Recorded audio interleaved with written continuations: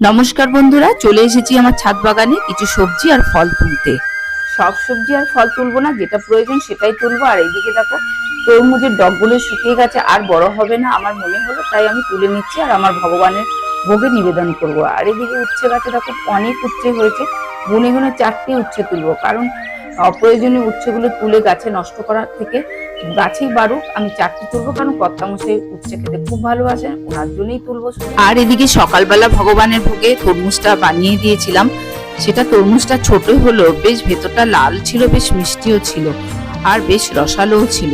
আর ওদিকে দেখো কুমড়ো গাছে কুমড়োটা বেশ বড় হচ্ছে, কিন্তু আজকে তুলবো না, আর একটু বড় হোক। আর বেগুন গাছে বেগুনটাও বেশ মাঝারি সাইজের। এদিকে বলি আমি কি কি সার দিয়ে থাকি: গোবর সার, নিমখোল, শিংকুচি, হাড় গুঁড়ো, পটাশ। ভালো ফল পাওয়ার জন্য 15 দিন অন্তর অন্তর আমি গাছের গোড়ায় দিয়ে থাকি। তাহলে বন্ধুরা ভিডিওটা এখানেই শেষ করে দিচ্ছি। যদি ভালো লাগে একটা সাবস্ক্রাইব করে দিন।